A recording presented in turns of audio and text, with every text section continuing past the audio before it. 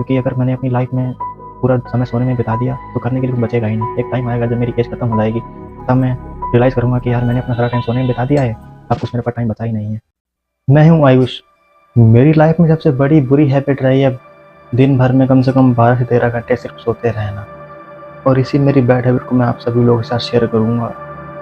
तो ये हैबिट हमें क्या-क्या नुकसान दे सकती है और मुझे क्या-क्या मेरी लाइफ में इफ़ेक्ट किया है, कितना बड़ा इसका मेरी लाइफ में डिसएडवांटेज रहा है इसका, ये सब मैं आपके साथ शेयर करूँगा। हो सकता है कि आप लोग भी इस वीडियो से ताल्लुकात रखते हो या फिर आप भी अपने ज़्यादा घंटे तक सोने से परेशान हो तो आप ये वीडियो देख सकते हैं, क्योंकि ये वीडियो आपके लिए एक सेल्फ मिरर का काम करेगा।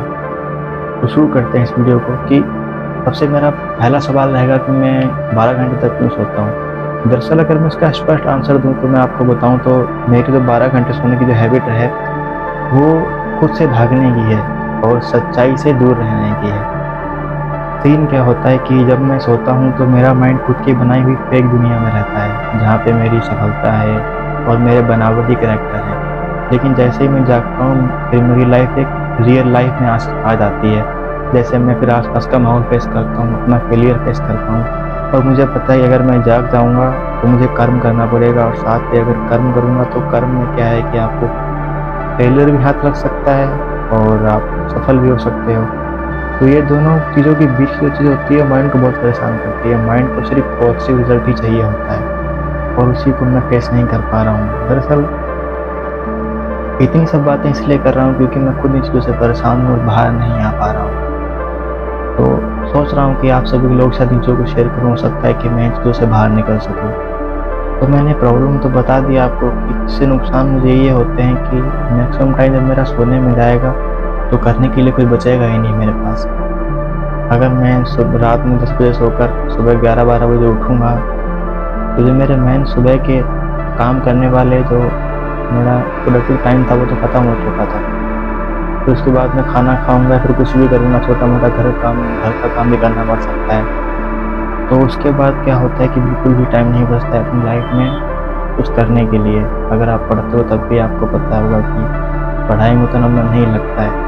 और दूसरी तरफ मैंने कंपैरिजन किया है कि अगर मैं सुबह 4 बजे उठ जाता हूँ, 4 बजे नहीं तो मान लो 6 या 7 बजे उठ जाता हूँ, उसके बाद ऐसा लगता है कि मेरे पास बहुत ज़्यादा टाइम मिल गया मुझको। हाँ, पहले मेरी हैबिट थी उठने की। जब मैं जॉब करता था तो मैं सुबह 6-7 बजे का उठ जाता था क्योंकि मुझे 10 बजे वहाँ पर जाना होता था। तो वो उस टाइम लगता था कि पता नहीं जो मेरे पास टाइम है वो कितना बड़ा टाइम है, लेकिन अब लगता है कि हमारे पास टाइम ही नहीं है।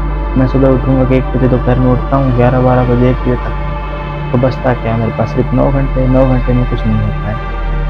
तो इन चीज़ों को मुझे ठीक कैसे करना है? तो मैंने पहला इंटरनेट पर पढ़ा था कि आप अपना धीरे-धीरे शेड्यूल बनाइए। अगर आपकी हैबिट उठने की 11 बजे है तो कोशिश कीजिए पहले 10 बजे उठ जाइए, फिर 9 बजे, फिर 8 बजे, फिर 7 बजे।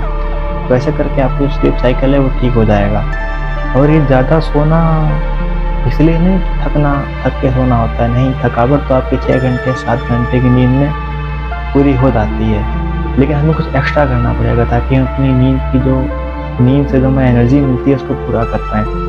अगर आप लो फील करते हो या फिर मैं भी कई बार उठने के बाद लो फील करता हूँ तो वापस से फिर सो जाता हूँ, ये मेरा सबसे बड़ा फेलियर रहता है। तो मैं कल से प्रयास करूँगा कि जब मेरी आँख खुले, जब भी मेरी आँख खुलती है, वैसे मैं सुबह 5 बजे मेरी आँख खुल जाती है, बट मैं अपना कंफर्ट जोन चुनने के बाद मैं दोबारा फिर सो जाता हूँ। तो इसी को मुझे इसको ठीक करना है कि जैसे ही मेरी आँख खुले वैसे ही कुछ टाइम के लिए कुछ काम कर लिया, या 2 मिनट के लिए खड़े होकर चलने लग गए या फिर कहीं चले गए।